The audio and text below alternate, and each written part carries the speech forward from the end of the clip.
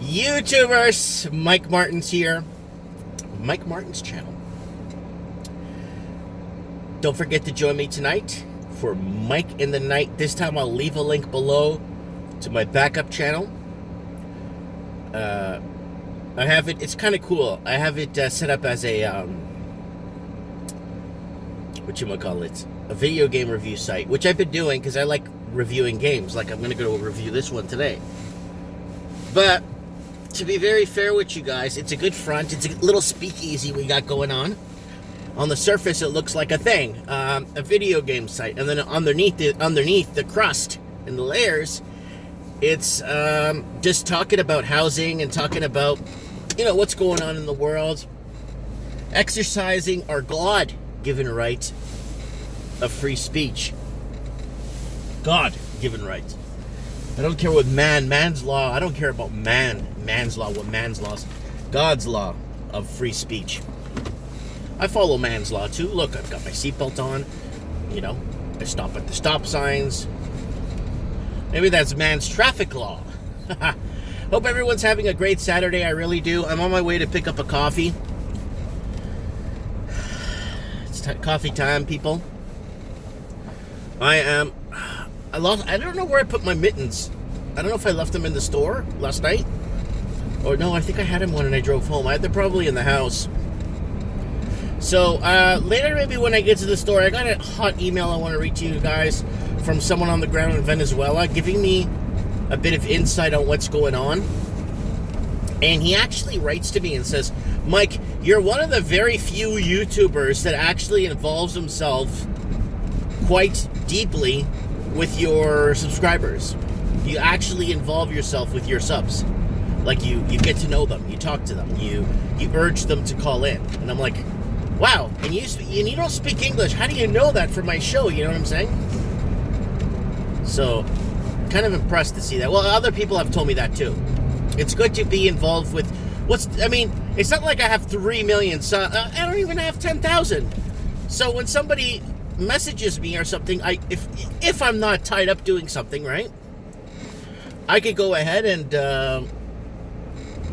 get back to them right away, and it's not really too much of a big deal, right? I do read all the comments, guys. So when you guys comment, I am reading what you're posting, right? And so are other people, right?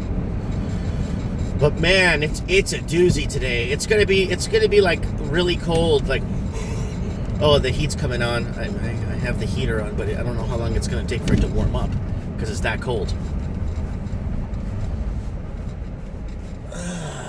Record winter we're having here. It is entertaining though. I'm not gonna lie to you guys or argue. It is somewhat entertaining because we didn't have a winter at all until February hit. And like I keep telling everybody, February is the coldest month of the year. Watch out, people, if you're in Canada in February. Anywhere in Canada. It's snowing in Vancouver right now. It's freezing in Vancouver. Holy smokes. They're going to get about 80 to 100 kilometer an hour, 80 to 100 kilometer per hour winds. You guys are welcome to look that up on your own. No joking around here. That's what's happening. Big time winds. Big time winds. Big time cold weather. Yeah, it snowed there last week. And man, the amount of accidents on the coast, because I have winter tires. I got metal studs on my tire, right?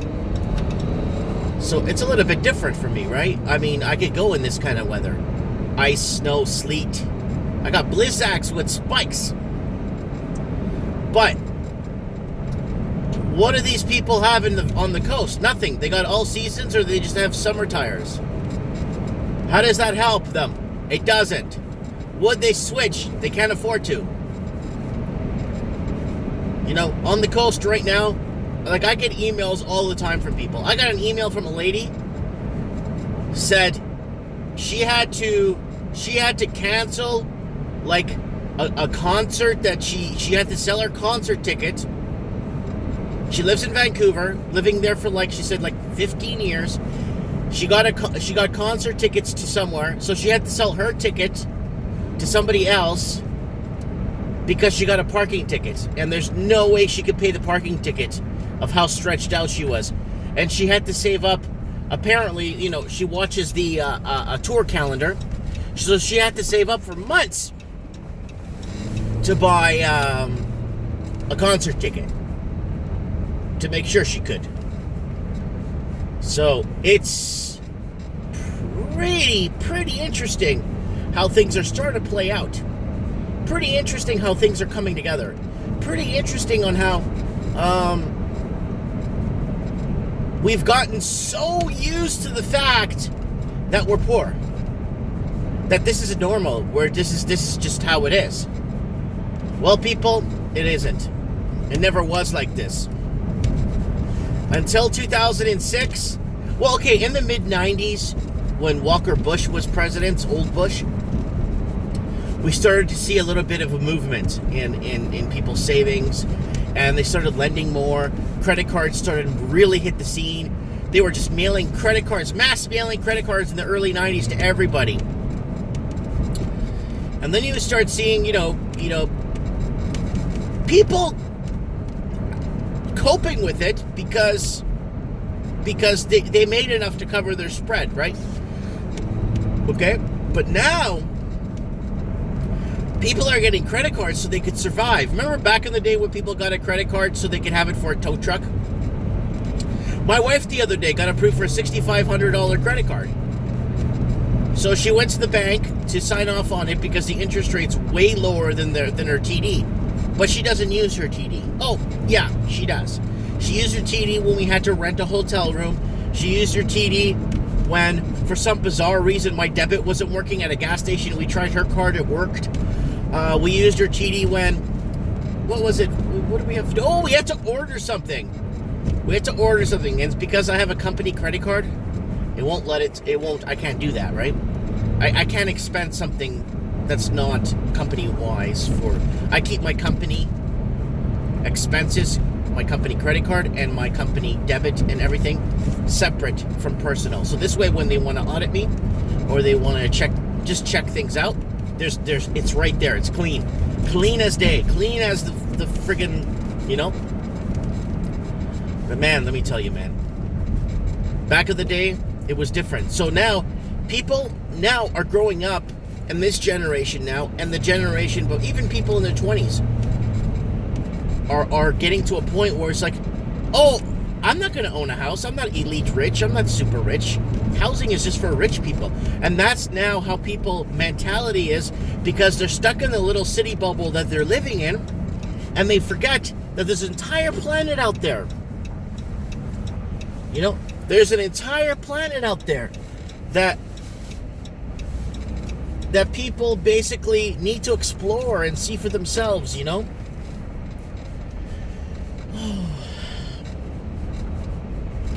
So much to see, so much to do, so much to touch, so much to smell, so much to grab, so much to experience in this world. Oh, wow. Looks like there's a meeting of guys here. A lot of patched guys, a lot of patched bikers, but I don't see any motorcycles. It's too cold. I think they came in cars. A lot of patched motorcycle members there. Quite a few, actually. Like 17 or 18 outside the Tim Hortons there. Gotta get the hell out of here already. I'm joking. Woo! Woo! Hey, can I get an extra large dark roast with 1 cream? Sure. That's it, thank you.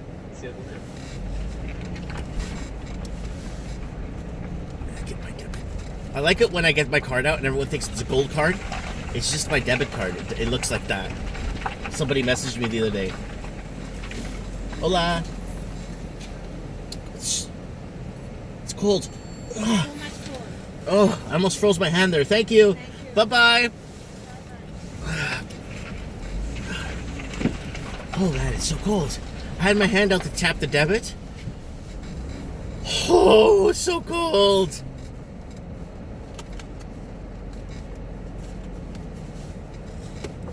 Oh, I'm going to put my hand on the coffee to keep it warm. But the heater's finally kicking in. It takes about 5 minutes. Mind you, I drive 6 kilometers a day there and back. 6 total. If that, if I take a scenic route to get home. So that's one thing I don't miss from being in the city. The traffic, the congestion, and the traffic in the GTA. Okay, Vancouver sucks. There's no main streets. It's just a couple of streets here and there, Boundary Road and like 2 other streets, okay?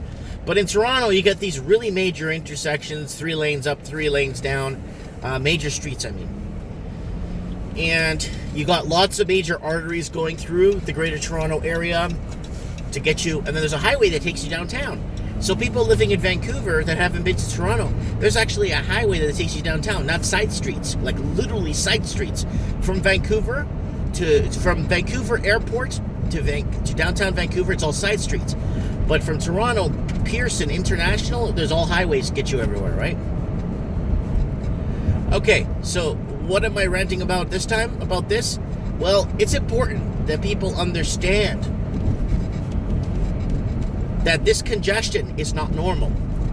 The gridlock that they're seeing when I was in Toronto last year and the gridlock that I was seeing when I was there was phenomenal. Why? Because I've never seen it before like this. I know by the Ford plant over there on the 403, on the Ford plant, I know you get severely congested even at 2 o'clock in the morning. There's traffic there. Get it. I get it. But now, with everybody leaving the Greater Toronto area and commuting 2-3 hours a day to go to work, guess what, people? It's not working.